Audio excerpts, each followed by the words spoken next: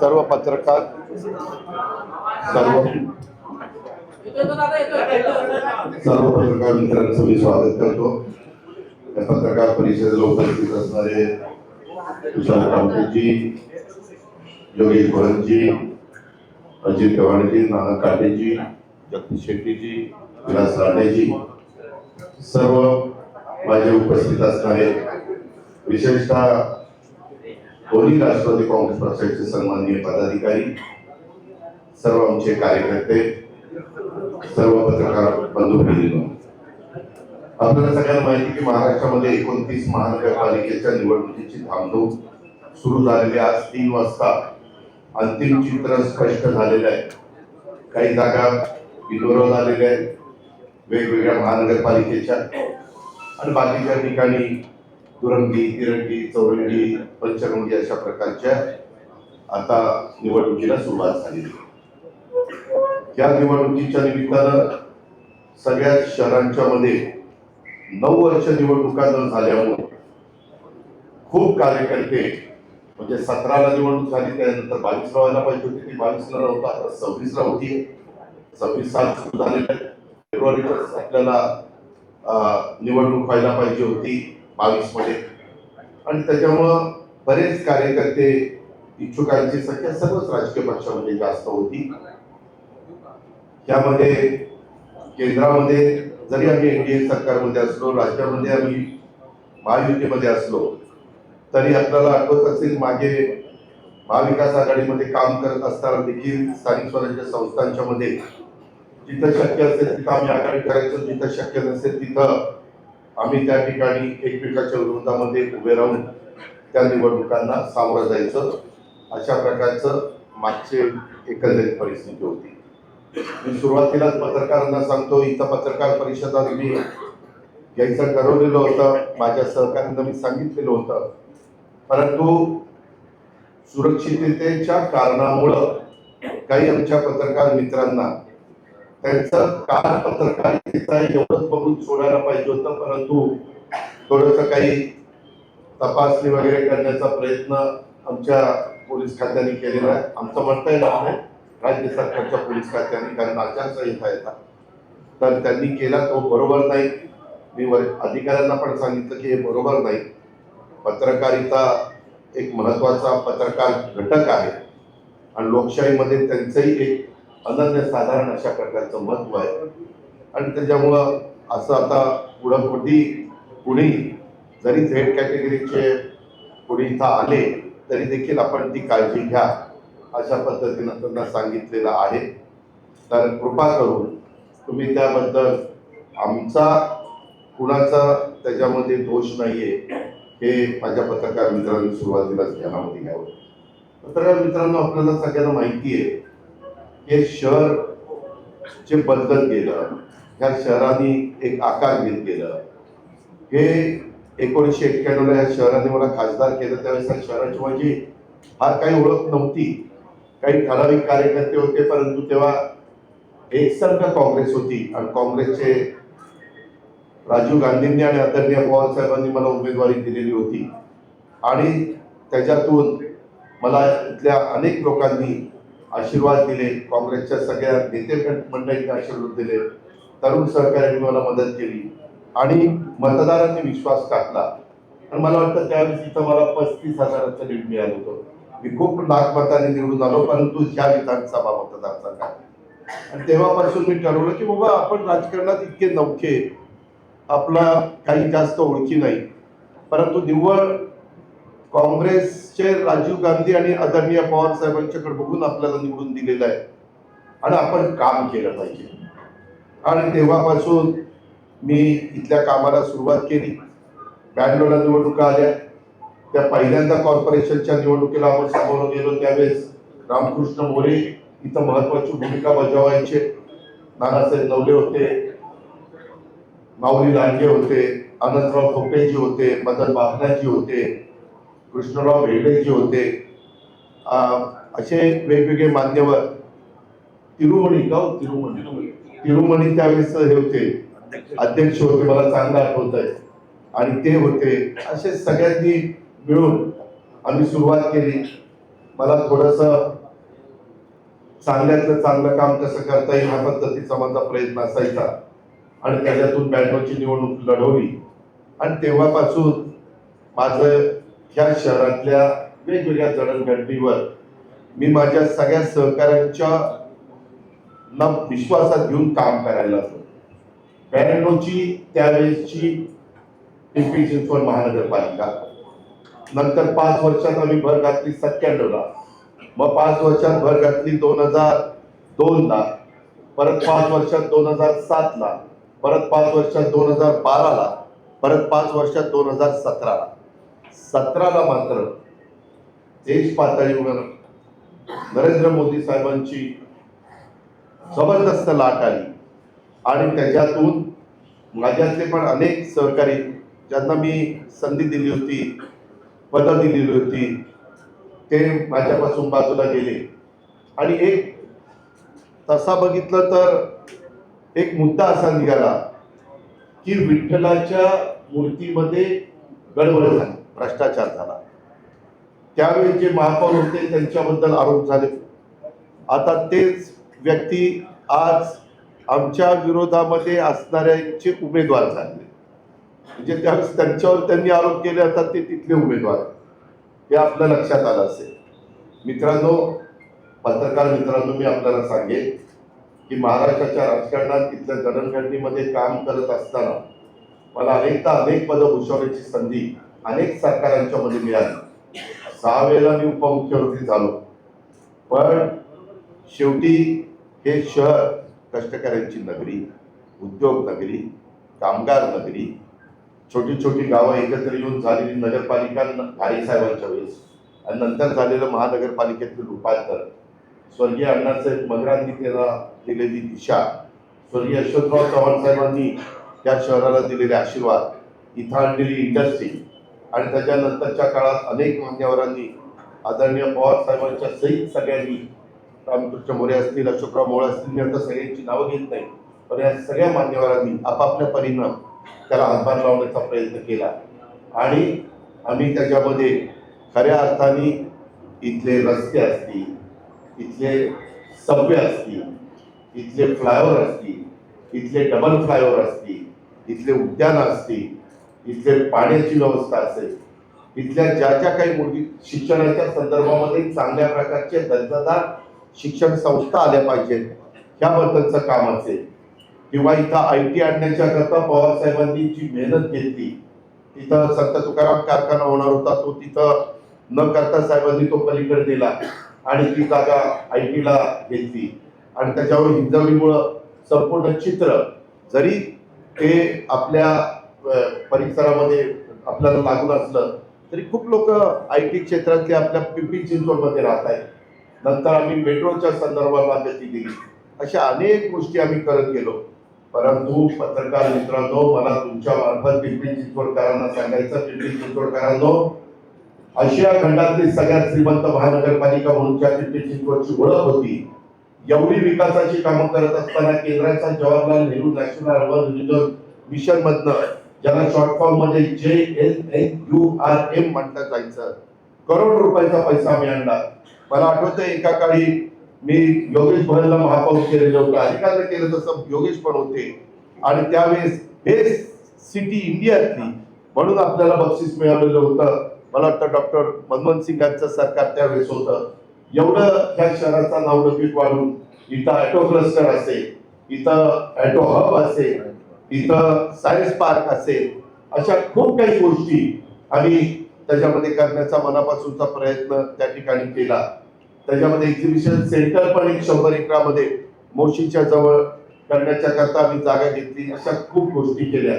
परंतु पत्रकार मित्रांनो, कधीही या श्रीमंत महानगरपालिकेला आम्ही कर्जबाजारी केलं नाही. आज 2015-16ला 4,844 कोटी रुपयाच्या ठेवी होत्या. 16-17ला त्या 3348 झाल्या, 17-18ला ते 2957 झाल्या, 18-19ला ते 1903 झाल्या, 19-20ला 2893 झाल्या, 20-21ला पुन्हा ते 2300 झाल्या, त्याच्यानंतर 21-22ला 1800 वर आल्या, 22-23 ला 1000वर आल्या, 23-24 ला 1900 वर आल्या, 24-25 ला 1700 वर, आता 2000 वर. अशा ठेवी कमी होत गेल्या. वास्तविक ह्या ठेवी वाढत जायला पाहिजे होत्या आणि ती रक्कम जवळपास आजपर्यंत ठेवीचं व्याज वगैरे भरत ते 10,000 कोटीला जायला पाहिजे होती. त्याच्यामध्ये एवढंच नाही, कर्ज रोखे काढले आणि ते कर्ज रोखे काढून एक प्रकारे ते कर्जच आहे, कर्ज रोखे म्हणजे एक प्रकारचं कर्जच आहे. आणि अशा पद्धतीनं या 10,000 कोटीच्या ठेवी असणं अपेक्षित होतं. जवळपास आता 2,000 कोटीच्या ठेवी आहेत, 8,000 कोटी रुपयाच्या ठेवी त्या ठिकाणी मोडल्या गेल्या. माझं म्हणणं की मग मोडल्या तर काम दाखवा ना, की बाबा एवढा पैसा त्या ठिकाणी गेला, आज काम त्या ठिकाणी आपल्याला पाहायला मिळत नाही. तुम्हाला पत्रकार मित्रांनो मला सांगायचंय, माझ्या तुम्हाला विनंती आहे, तुम्ही पत्रकारिता करता, आपल्या सद्विवेक बुद्धीला स्मरून या शहरामध्ये आज काय चाललेलं आहे हे आपणच पहा. एकट्या स्थापत्य विभागाचं दायित्व 2,700 कोटी रुपये दायित्व आणि पाणी पुरवठा विभागाचं दायित्व 604 कोटी रुपये, मनपाच्या इतर विभागाचं दायित्व जवळपास 4,000 कोटी रुपयाच्या पेक्षा जास्त दायित्व आहे.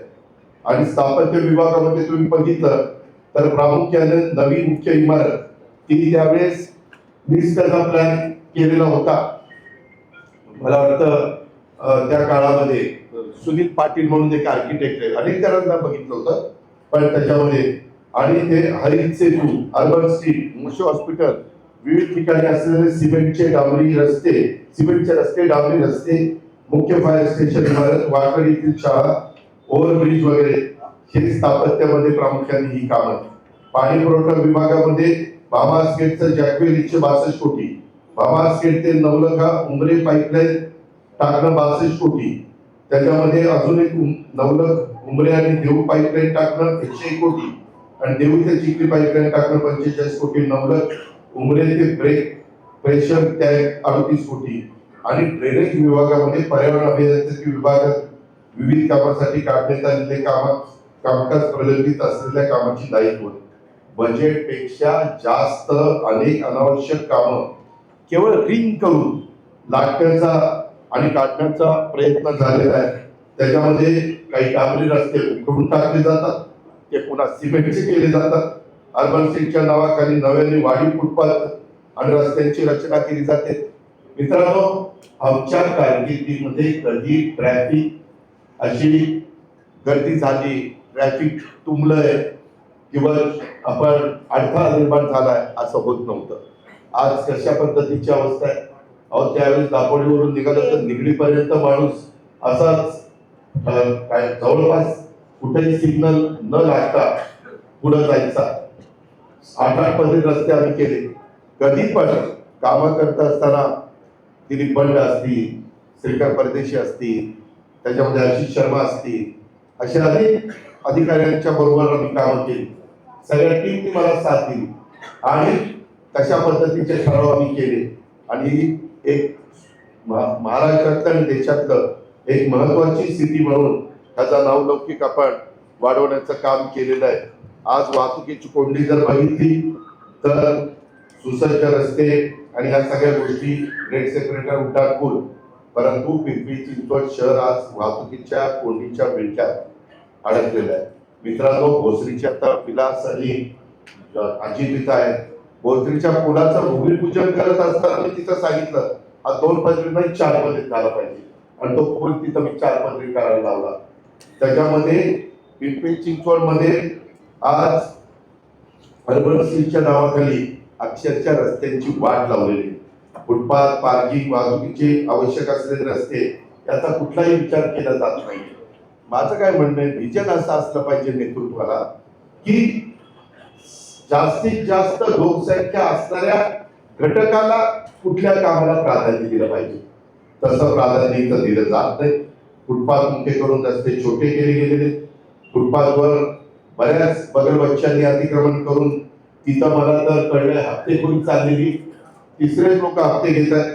दापोली ते निगडी रोड, पिंपरी चिंचवड ते लिंक रोड, आकुर्डी ते रावेत रोड, अशा अनेक चांगल्या रस्त्यांचं अक्षरशः वाटोळ केलेलं आहे. थोडा पाऊस झाला तरी देखील रस्ते तुंबतात. शहरात कुठेही वाहन पार्किंगची व्यवस्था करायला आता जागा ठेवली नाही. मेट्रो स्टेशनच्या खाली भर रस्त्यावर पार्किंग केलं जातं. 9 वर्षामध्ये त्यांची कारकीर्द पहिली 5 वर्ष आणि नंतर पण तसं बघितलं तर राहिली 9 वर्षात पार्किंग सुविधा विकसित केली गेली नाही. गाळे BRT रस्ता तयार असून सुद्धा वापरासाठी 9 वर्षात खुला केला गेला नाही. त्यामध्ये बेकायदा पार्किंग चालू आहे. स्मार्ट सिटीच्या माध्यमातून स्मार्ट पार्किंग ऍप आणि ई सायकल ही दोन्ही प्रकल्पावर खर्च केलेले कोट्यवधी रुपये पत्रकार मित्रांनो उडाले आणि या पद्धतीनं BRT कॉरिडॉरची संकल्पना मोडून मी कॉरिडॉर लगत असलेल्या इमारतीमध्ये सार्वजनिक पार्किंगची सुविधा उपलब्ध करून देण्याची व्यवस्था केली, परंतु सार्वजनिक वापरासाठी असलेले हे सर्व पार्किंग त्यांनी त्या ठिकाणी खाऊन टाकल्यासारखं परिस्थिती निर्माण केलेली आहे. मित्रांनो, मी परवा मला वाटतं 2 ठिकाणी सभा घेतल्या. एक पंकज बालेकरच्या इथं घेतली आणि दुसरी एक चिखला घेतली आणि एक तळवलेला घेतली. दोन्ही ठिकाणी मी भूमिका मांडली की इथं टेंडरमध्ये रिंग केली जाते, इथं दादागिरी केली जाते, इथं मोठ्या प्रमाणावर टेंडरचे फुगवटा वाढवला जातो. मी आपल्याला पुराव्याने निश्चित देईल की तेच रस्ते जर दुसरीकडे करायचं म्हटलं तर ते कमी पैशामध्ये होतात. इतर टेंडरमध्ये खाडाखोड त्या ठिकाणी केली जाते.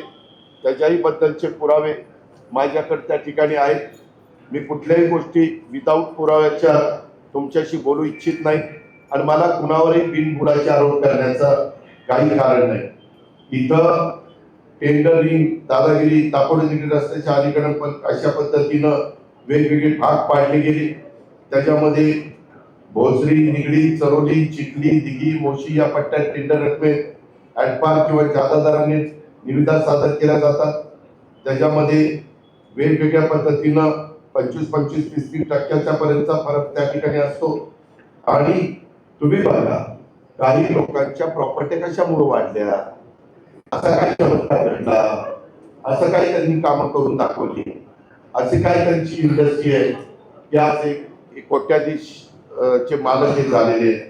एक साधं उदाहरण द्यायचं, मधी कुत्र्याची नसबंदी काढली, भटक्या कुत्र्याची, आणि त्याच्यामध्ये 5 वर्षात 43,680 कुत्र्यांवर नसबंदी केल्याचा दावा केला. आणि लॉकडाऊनच्या काळात सर्व काही बंद असताना देखील 7,145 कुत्र्यांवर नसबंदी केल्याचा दावा केला. 71 लाख रुपये नसबंदीवर त्या ठिकाणी बिल अदा केली. आता तुम्ही मला सांगा, जर एवढं झालं होतं तर यावर्षी ऑक्टोबर महिन्याच्या अखेरपर्यंत पिंपरी चिंचवडमध्ये कुत्रे चावण्याची संख्या नागरिकांची 20,000 लोकांना कुत्रे चावले. आणि मग नसबंदी केलेली कुत्रे गेले कुठं आणि कुठं पिल्लकांत झाली कुठं कसं, हे जे काही चाललंय, अक्षरशः आतापर्यंत 1,70,000 अधिक लोकांना कुत्रे चावल्याच्या घटना घडल्या. पत्रकार मित्रांनो, ही कोर्टाने पण ही सिरियसली घेतलं. इथल्या आपल्या कुत्र्यांच्या बाबतीत नाही, इन जनरल. आता खरं तुम्ही हसताय, मी खरं सांगतो, इन जनरल जे काही चाललेलं आहे त्याच्याबद्दल. पण कशात पण या नसबंदीत पण पैसे खायचे, काय मिळेल तिथं पैसे खायचे. पंतप्रधान आवास योजनेमध्ये डुडुळ गावात 1190 सदनिकांचा पंतप्रधान आवास योजनेचा प्रकल्प वाढीवदारांनी निविदा मंजूर केली. निविदा 142 कोटी 89 लाखाची, परंतु प्रत्यक्षात 25 कोटी रुपये जादा दराची म्हणजे 167 कोटी 82 लाखाची निविदा मंजूर केली. पत्रकार मित्रांनो, प्राधिकरण सेक्टर 12 मध्ये क्रमांक 6,452 सदनिकांच्या प्रकल्पाची सुमारे 630 कोटी रुपयांची निविदा ही त्या ठिकाणी काढली. ती मात्र बीजी शेरकेंनी 17-18% विरोध घेतली. आज आपल्या इथं जे काही बांधकाम होत आहेत त्याच्यामध्ये डुडुळगाव म्हणून जे आपला शहरातला भाग आहे, तिथं जमीन घेऊन स्वतः जमीन विकत घेतात बांधकाम व्यावसायिक किंवा संबंधित लोक, आणि 350 ते 4,000 रुपये प्रति स्क्वेअर फीट दराने फ्लॅट विकतात. मी कुठं सांगत नाही, तिथं डुडुळ गावाला. आणि आपल्या महानगरपालिकेत केवळ बांधकामाकरता 4,000 ते 4,500 रुपये प्रति स्क्वेअर फीटचा खर्च येतो. हे असलं भ्रष्टाचार चाललेला, असलं तुलाही आपल्या महानगरपालिकेची खात्री आहे. मला नागरिकांना आवाहन करायचं, आता वेगवेगळ्या ठिकाणी देखील तू फॉर्म काढ, तुला हे करू, तुला ते करू, वगैरे वगैरे हे सगळे प्रकार चालले. पिंपरी चिंचवड मध्ये आमच्याकडे पण काम करत असताना केंद्रातली, राज्यातली, जिल्ह्यातली, तालुक्याची, गावची सगळीच त्या ठिकाणी कामकाज आम्ही बघायचो, म्हणजे त्याला आपण सत्ता म्हणतो. तिथं आमची लोक होती, पण आम्ही सत्तेचा उपमा होऊन दिला नाही, माज होऊन दिला नाही. आता सत्तेची मस्ती, नशा आणि माज आलेला आहे आणि त्यामुळे या सगळ्या घटना घडतायत. हे माझ्या पिंपरी चिंचवड नागरिकांनी ध्यानामध्ये घेतलं पाहिजे. स्मार्ट सिटीच्या बद्दल देखील ज्या प्रकल्पात भ्रष्टाचार झाल्यामुळे हा प्रकल्प अपयशी ठरलेला आहे. त्याच्यामध्ये तुम्हाला सांगतो, आपल्या शहरात डब टाकण्यात आले. वास्तविक आपण ज्यावेळेस रस्ते केले ना, त्याच वेळेस डब टाकलेले होते आणि केबल नेटवर्क टाकण्यात आलं. या प्रकल्पासाठी 250 कोटीचं टेंडर काढलं आणि हा प्रकल्प पूर्णपणे फसला. जमिनी खाली केबल टाकण्याचं काम त्याच्यामध्ये लोकप्रतिनिधींनीच रस्त्याच्या अलीकडं पलीकडं वाटून घेतलं आणि इंटरनेटची केबल नाजूक असल्यानं नेहमी सांगतात की 1.5 मीटर म्हणजे 5 फूट खाली टाका आणि ती बंधनकारक आहे. मात्र खोदकामाचं पैसे वाचवण्यासाठी प्रत्यक्ष खोदाई केवळ गुडघ्यापर्यंतच लेवलपर्यंत खोदून टाकण्यात आला. त्यामुळं नेटवर्क सुरू होण्यापूर्वीच डॅमेज झालं. अब्जावधी रुपये खर्च करून तयार केलेला प्रकल्प 7-8 वर्षात बंद झाला. हे आपणच पत्रकार म्हणून माहिती घ्या. 600 किलोमीटर केबल नेटवर्क पैकी फक्त 200 किलोमीटरचं केबल नेटवर्क हे आज डॅमेज झाल्यामुळं प्रकल्प पूर्णपणे फसलेला आहे. अंदाज पत्रकात डगच्या बोगस किंमत दाखवलेली आहे. ठेकेदारांनी डगच्या उत्पादनात प्राप्त झालेले डग कॉईलची चलन बिलं ही सादर केल्यावर बिला अदायगी करण्यात आलेली आहे. खरं तर समोर आल्यास इस्टिमेट तयार करताना केलेली बनवेगिरी उघड होऊ नये म्हणून डगच्या उत्पादकाकडूनच प्राप्त झालेल्या डग कॉईलच्या प्रत्येक चलनावरील बिलावर डग दराला व्हाईटनर लावून सादर करण्यात आलेले. तेच व्हाईटनरचे पुरावे मी आता ह्याच्यामध्ये तुम्हाला दाखवले. व्हाईटनर लावलाय त्याच्यामध्ये. ही साधारण परिस्थिती आहे. तुम्हाला कोणाला बघायचे जर बघायचं असेल तर आपण बघू शकता. मी जे पहिली दोन्ही भाषण केली, भ्रष्टाचार ही पोखरली महानगरपालिका कर्जबाजारी केली, हे चित्र आपल्याला बदलायचं आहे. म्हणून आम्ही आज दोन्ही राष्ट्रवादीने युती केली आणि आज लोकांच्या समोर आम्ही जातोय. त्याच्यामध्ये या प्रकल्पांतर्गत महानगरपालिकेच्या प्रत्येक शाळेत ई क्लासरूम योजनेवर प्रत्येक वर्गखोली 1.5 लाख रुपये प्रति टीव्ही ही टाका. त्याच्यामध्ये व्हीयू कंपनीचा 65 इंची टीव्ही बसवण्यासाठी टेंडर मंजूर झालं. 1000 पेक्षा जास्त वर्गखोल्यांमध्ये टीव्ही बसवण्यात आले. टेंडरमध्ये एका टीव्हीची मंजूर किंमत 1.5 लाख रुपये इतकी होती, परंतु बाजार भावाप्रमाणे व्हीयू कंपनीचा 65 इंची टीव्हीचा प्रत्यक्षात किंमत मित्रांनो फक्त 55,000 इतकी आहे. ई क्लासरूम योजनेच्या नावाखाली प्रचंड मोठ्या प्रमाणात भ्रष्टाचार झाला. महानगरपालिकेच्या 123 शाळांमध्ये ई क्लासरूम लागू केलंय, परंतु इंटरनेट कनेक्टिव्हिटीच नसल्यामुळं शिक्षकांना एकतर त्यांच्या मोबाईल वरील मर्यादित इंटरनेटद्वारे अथवा खासगी इंटरनेट कनेक्शनद्वारे किंवा डाउनलोड केलेल्या ऑफलाईन शैक्षणिक साहित्याद्वारे शिकवावं लागतं आणि शिक्षकांना ई क्लासरूमसाठी आवश्यक असणारं आधुनिक प्रशिक्षण द्यावं लागतं. आपण जसं पहिल्यांदा संगणक काढला, आम्ही राज्य सरकारच्या कर्मचाऱ्यांना त्या संगणकाचं कोर्स करण्याच्या करता सवलत दिली आणि त्यांना तो कोर्स करायला लावला. ह्याच्यामध्ये हे सगळं जे झालं ते ई क्लासरूमचा असा खेळखंडोबा केला.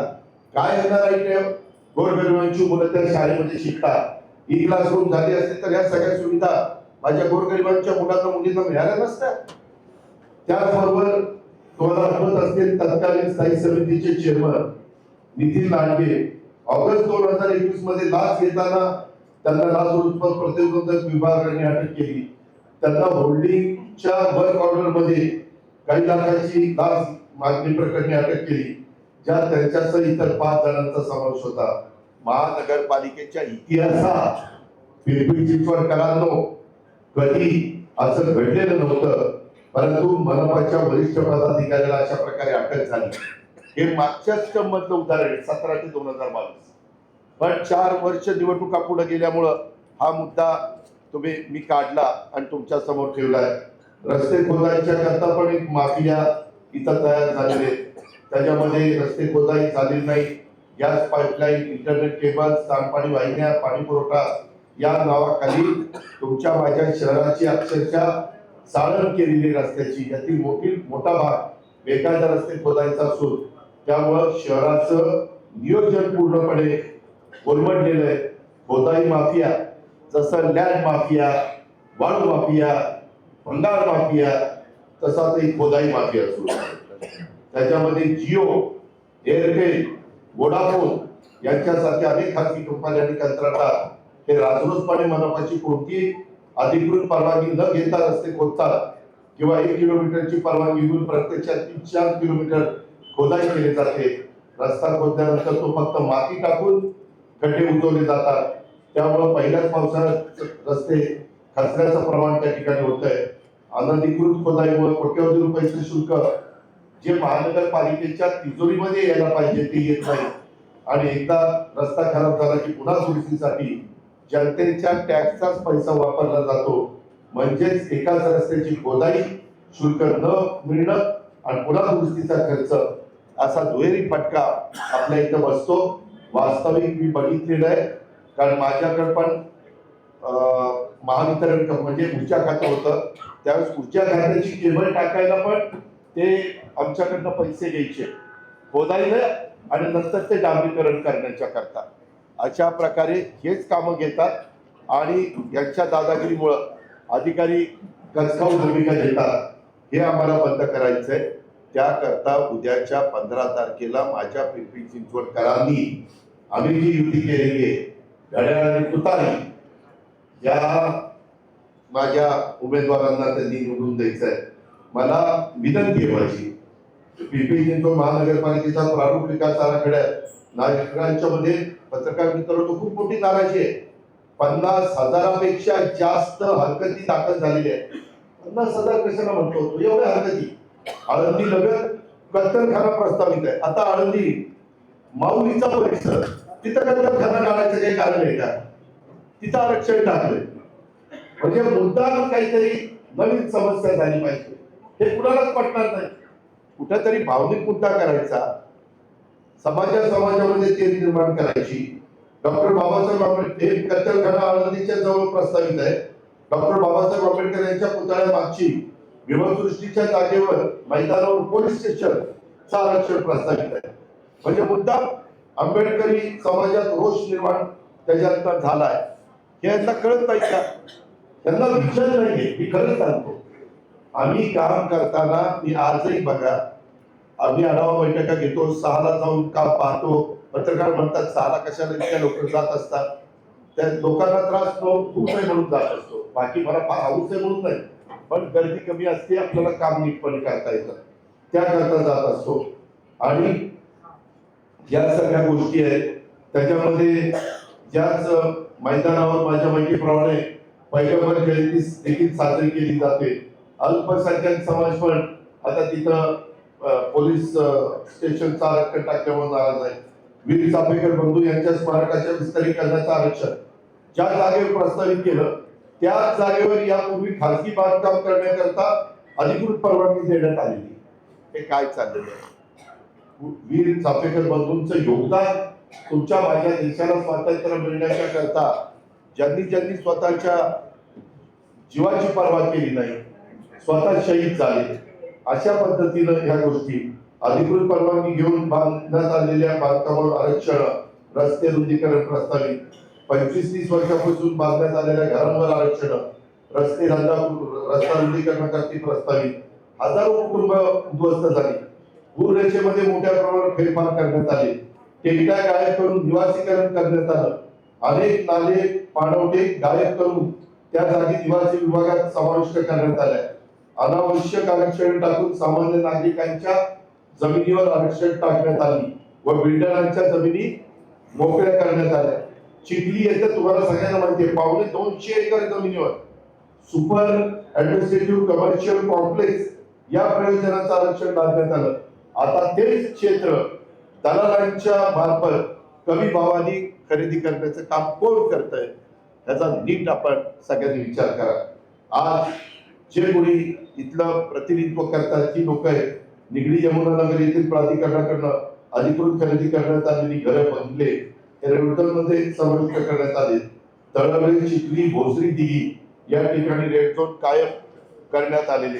अशा पद्धतीनं त्या सगळ्या गोष्टी मित्रांनो चाललेल्या. माझं एवढंच म्हणणं आहे की हे जे काही मी तुम्हाला सांगतोय हे मी विथ प्रूफ पुराव्यासहित तिथं सांगतोय. माझी आपल्याला विनंती आहे, मी त्या पिंपरी चिंचवडमध्ये जातीचा, पातीचा, नात्याचा, गोत्याचा विचार न करता विकासाच्या अनेक गोष्टी केल्या. कार्यकर्त्यांची फळी चांगली घडवली, निर्माण केली. त्याच्यामध्ये काहींना विधान परिषदेवर पण संधी दिली, काहींची नाराजी पत्करून त्याच्यामध्ये मी काहींना स्थायी समितीचं चेअरमन केलं. कितीतरी अशा प्रकारची नावं मला तुम्हाला त्या ठिकाणी सांगता येतील. मी कधीच या शहराचा विकास करताना व्यक्तिगत हेतू ठेवला नाही. आपल्या काळात विकास कामांचा झपाटा आणि दर्जा कसा असायचा तुम्ही मित्रांनो अथवा माझ्या काळामध्ये आम्ही सगळे बघायचो. त्यावेळेस डिवायडर मध्ये झाडं जिवंत असायची, त्याला पाणी टाकलेलं असायचं. आता डिवायडरची झाडाची काय अवस्था आहे, तिथली मुरुम कुणी काढत नाही, पाणी कुणी टाकत नाही, कुणी बघत नाही. ह्यांचं एकमेव लक्ष आहे कुठं काय भ्रष्टाचार करून पैसे कमवता येतील एवढा एक कार्यक्रम चाललेला. कुठेही अशा पद्धतीनं हे काम चांगल्या पद्धतीनं झालं. आता मेट्रोला पण तुम्हाला माहिती आहे, आता अण्णा इथं बसलाय, इथनं मला वाटतं चिंचवडवरून ना नाही तिथून निगडीपर्यंत 3 स्टेशन होते. यांनी मला सांगितलं जागा अजून एक स्टेशन पाहिजे. आम्ही केलं ना. मी नेहमी म्हणतो आम्ही कामाची माणसं, आम्ही बिनकामाची माणसं नाही. आमच्यावर आरोप झाले, बिनबुडाचे झाले. आम्ही त्यावेळेस निरसन करायला कमी पडलो आणि त्याचा फटका आम्हाला बसला. परंतु आज घर ताकद दिवसा ढवळ्या लुटाण्याची टोळी इथं निर्माण झालेली आणि हे सगळं आकडेवारीनं तुम्हाला सिद्ध करून दाखवलेलं आहे. उलट आपलं उत्पन्न दरवर्षी वाढतं कारण इमारती होत आहेत. तुम्ही बघा सुरुवातीच्या काळामध्ये आपल्या इथं असणारे टॉवर आणि आता झालेल्या सोसायट्या त्या बघितल्या तर पत्रकार मित्रांनो काही काही सोसायट्या 2,500 लोक तिथे राहतात, त्यांचा टॅक्स येतो आम्हाला. मी आज तुम्हाला हे सगळ्या गोष्टी सांगतो, परंतु 2-3 दिवसांनी पुन्हा पत्रकार परिषद घेऊन आम्ही याच्यावर काय उपाय करणार तेही सांगणार आहे. मी नुसती टीका करणार नाही, मी माझ्या सहकार्यांना बरोबर घेऊन आज याचं आपल्या महानगरपालिकेचं वजवाटोळ करण्याचं काम यांनी चालवलेलं आहे. परंतु ते पुन्हा आपल्याला पूर्ववत करण्याच्या करता काय आमचा कार्यक्रम आहे तो पण मी तुम्हाला पुढच्या फेसला सांगणार आहे. पर्यावरणाचं तर मित्रांनो काहीच घेणं देणं नाहीये. मला तुम्ही सांगा आमच्या काळात आम्ही वृक्षारोपण, वृक्ष संवर्धन याला प्राधान्य द्यायचो. मी कित्येकदा ह्या सगळ्या पदाधिकाऱ्यांना विचारा, गाडीत जाताना झाडं सुटलेले असेल तर मी आयुक्ताला फोन करायचोय काय चालेल. शेवटी आपण आपलं स्वतःच म्हणून जे काही आपलेपणाने काम करतो तसं काम प्रदूषणावर उपाययोजना करण्यासाठी कोणी प्रयत्न करतंय का? आज नदीचं काय प्रदूषण चाललेलं, आज नदीमध्ये कसा राडारोडा टाकला जातोय, महानगरपालिकेच्या आरोग्य सेवेचा कसा पुंजवारा उडालेला आहे, ज्या पद्धतीनं करवाढ केली त्या पद्धतीनं सुविधा दिल्यात का नाही दिल्या. शहराच्या विकासावर समोरासमोर येऊन चर्चा करण्याचं माझं आव्हान आहे. किंवा शहराचा विकास मी केला नाही त्यात माझं योगदान नाही ही हिंमत असेल तर त्यांनी समोर येऊन त्या ठिकाणी सांगावं. या शहराला आम्ही जीव लावला, या विभागाचा प्रतिनिधी या नात्याने खासदार म्हणून मी राजकारणाला सुरुवात केली. मी काही महिने होतो, 6 महिने होतो, पण तरी देखील त्याच्यानंतर सतत माझ्या राज्याच्या राजकारणामध्ये काम करत असताना पिंपरी चिंचवडला कसं आपल्याला झुकतं माप देता येईल हा प्रयत्न केला.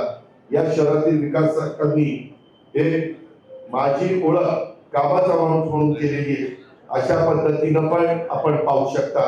कधी माझ्या कारकिर्दीमध्ये म्हणजे आमच्या 25 वर्षाच्या, माझ्या म्हणजे आमच्या राष्ट्रवादीच्या किंवा काँग्रेसच्या या 25 वर्षाच्या कारकिर्दीमध्ये जर तुम्ही पत्रकार मित्रांनी पण आम्हाला सांगितलं की दादा इथं कुठंतरी गडबड होते, तर आम्ही आमच्या पदाधिकाऱ्यांना बोलवायचो, हे असं चालणार नाही. आम्ही आमच्या आयुक्तांना बोलवायचो, त्यांनाही त्या पद्धतीनं त्या ठिकाणी सांगायचो, कारण हे शहर आपल्या सर्वांचं त्या ठिकाणी होतं. या गोष्टी पण आपण या निमित्तानं ध्यानामध्ये घेतल्या पाहिजे अशी माझी आपल्या सर्व पत्रकार मित्रांना विनंती आहे. आम्ही नवीन चेहऱ्यांना संधी दिली, काही अनुभवी लोकांना संधी दिली आहे.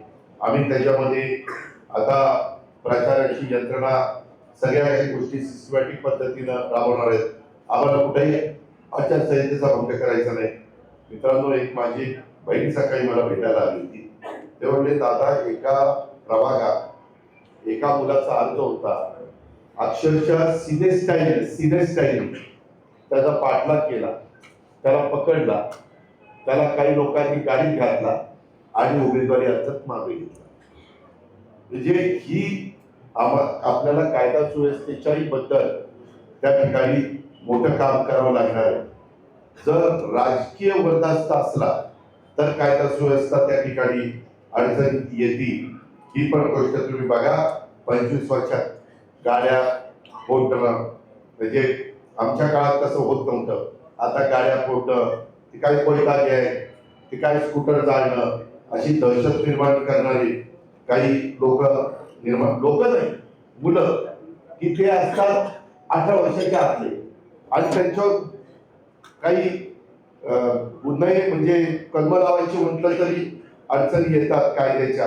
अशा पद्धतीनं माझं आपल्याला सगळ्यांना सांगणे, माझी आपल्याला सगळ्यांना हेही सांगणे, आम्ही राष्ट्रवादी काँग्रेस दोन्ही माध्यमातून नव्या आणि चांगल्या चेहऱ्यांना संधी देण्याचा प्रयत्न केलेला आहे. महिलांची सुरक्षा अतिशय गंभीर असा महत्वाचा विषय आहे. शहराच्या वाहतूक कोंडीचा मोठा प्रश्न आहे. आम्ही एवढे प्रशस्त रस्ते त्या काळामध्ये बनवले, त्यामुळे एका ठिकाणून दुसरीकडे जाताना 10 मिनिटं लागत होती, आता 1-1 तास लागतो. शहरातील वाहतूक व्यवस्था पूर्ववत करण्यासाठी आम्ही काही नवीन उपाययोजना केल्या पाहिजेत, त्या पण मी तुम्हाला पुढच्या वेळी सांगेन. आम्हाला ना भय ना भ्रष्टाचार म्हणून सत्तेत आलेल्या स्थानिक लोकांनी शहरात संपूर्ण निधीचं आणि महानगरपालिकेत भ्रष्टाचाराचं वातावरण तयार केलेलं आहे.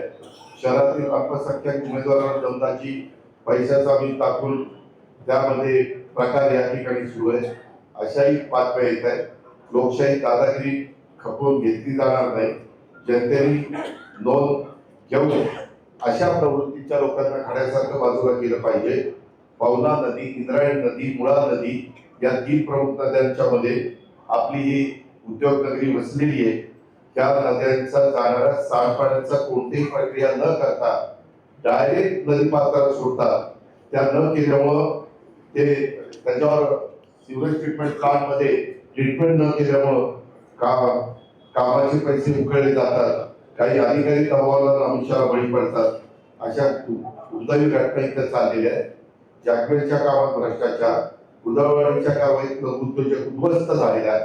कित्येक लघुउद्योग मी पण सुधारणा केल्या, पण आम्ही कोणाला वारंवार सोडलं नाही, त्याची पर्यायी व्यवस्था केली. आज इथं आपल्याला काही ठिकाणी हॉकर झोन करावे लागतील, ते मी पुढच्या वेळेस सांगेन. प्राणी संग्रहालय ठेकेदारांच्या तिजोऱ्या भरल्या जातात. स्मार्ट सिटी घोटाळ्यामध्ये देखील गडबडी आहे. सफाई कामगारांच्या कामात मोठा घोटाळा, त्याच्यामध्ये गुरुजी इन्फ्रास्ट्रक्चर, एजी इन्फ्रा प्रोजेक्ट या 2 ठेकेदारांच्या विरोधात 23 जुलै 2021 ला तक्रार नोंदवण्यात आलेली आहे. कचऱ्यामध्ये देखील भ्रष्टाचार चाललाय. शहरात दक्षिण आणि उत्तरेत असे 2 भाग करून बायो मायनिंग या गोंडस नावाखाली 45 कोटी 92 लाख रुपये त्या कामात भ्रष्टाचाराचं पुरण बनवलेलं आहे.